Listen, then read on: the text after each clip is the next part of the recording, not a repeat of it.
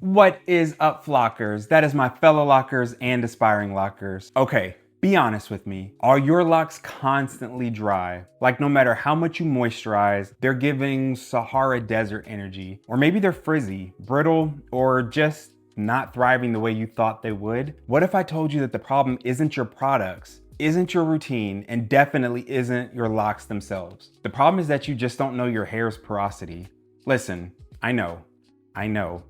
Porosity sounds like something from a science textbook that we definitely didn't pay attention to. But this is the secret weapon that will completely transform your lock journey. Hair porosity is basically your hair's ability to absorb and retain moisture. Think of it like this. Is your hair like a sponge that soaks up everything?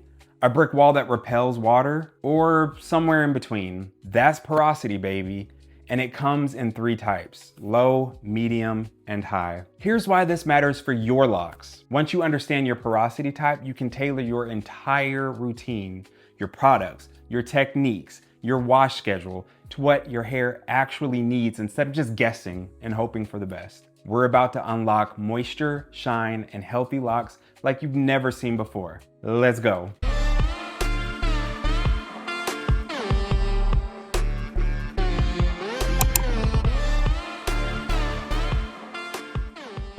First up, let's talk about my low porosity people. If you have low porosity locks, your hair cuticles are tightly packed together. Imagine shingles on a roof, but they're super flat and closed. This means water and products have a hard time getting in, but once they're in, they stay in. Your hair holds on to moisture pretty well, if you can get the moisture in there in the first place. Some low porosity signs: does water literally beat up and sit on your locks when you try to wet them? Do your products just sit there on top of your hair looking greasy and your locks still feel dry? Does it take forever for your locks to dry after washing? Congratulations, you've more than likely got low porosity hair. So what do you need? Lightweight everything. We're talking water-based leave-in sprays, none of that heavy cream nonsense, clarifying shampoos to prevent buildup, because products sitting on top will accumulate. You need light oils like argan or grapeseed, not castor oil, not coconut oil, and things with aloe vera juice as a base. Here are some routine tips that will change your life. Use warm water when you wash. It helps open those cuticles so moisture can get in. Also, don't forget that steaming your locks is really helpful.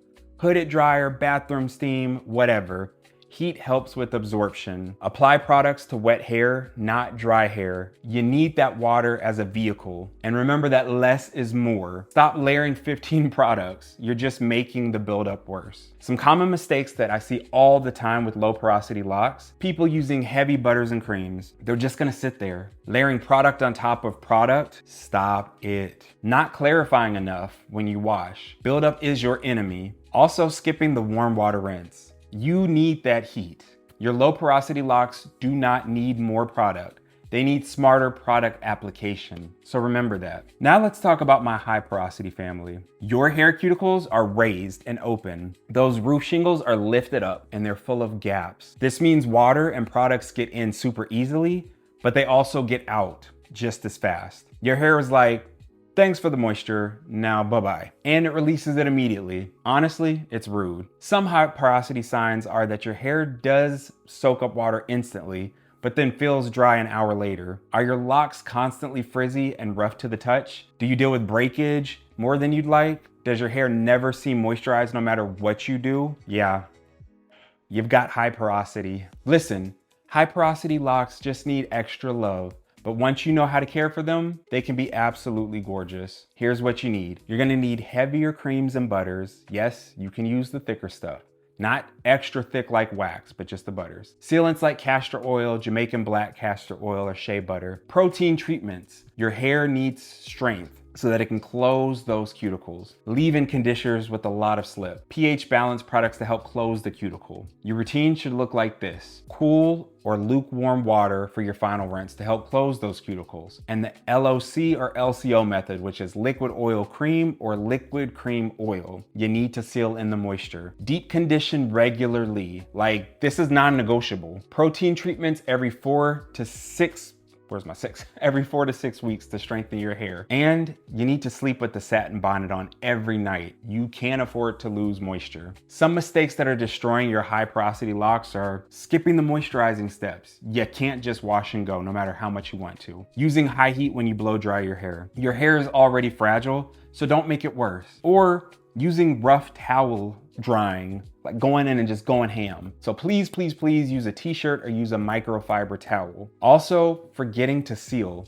If you don't seal that moisture in, it's good as gone. Another thing is over manipulating your locks. Your locks need to be handled gently. You don't have to over baby them, but gentle. Your high porosity locks are thirsty, and it is your job to give them a drink and make sure they keep it in. Think moisture retention, not just moisture application. And now, I haven't forgotten you, but for my medium porosity crew, y'all are the lucky group. Your cuticles are slightly open, which means you get the best of both worlds. Medium porosity hair absorbs moisture at a good rate, and it retains it pretty well. You're in the Goldilocks zone. Not too picky, not too needy, just right. Your locks are generally easier to manage, and honestly, you've got it made. How do you know if you've got medium porosity? Your locks will get wet fairly easy when you wash them. They hold moisture for a decent amount of time, and products tend to absorb without sitting on top of your locks or without disappearing immediately. You don't struggle with excessive dryness or frizz, and your locks look healthy with basic hair. Now don't get too comfortable. You still need a routine. So here's something that may work for you.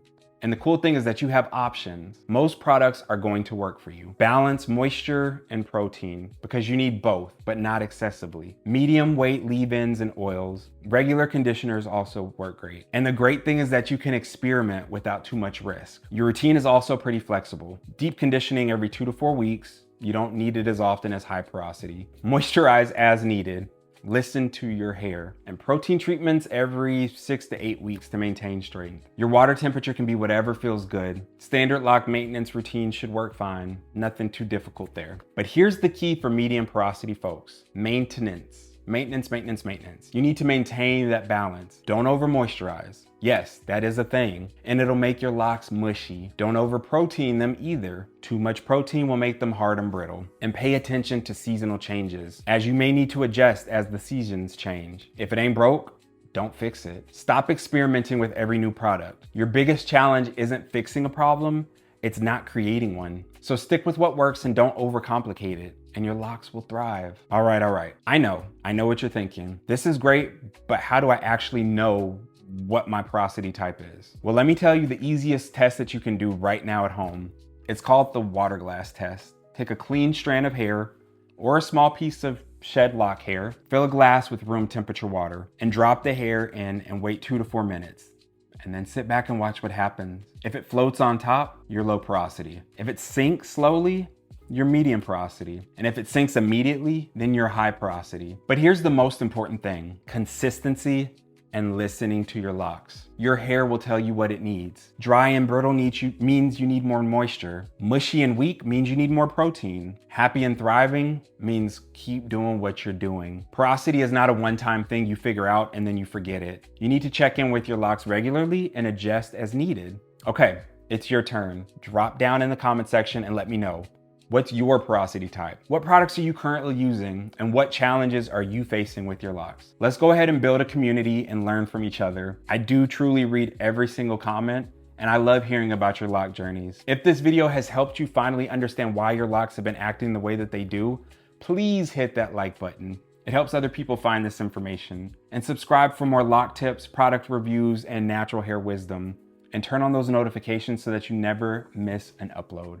Remember, there's no such thing as bad hair, just hair that needs the right approach. Now that you know your porosity, you've got the power to give your locks exactly what they need to thrive. I'll catch you in the next video, and until then, keep those locks moisturized, loved, and thriving. Bye.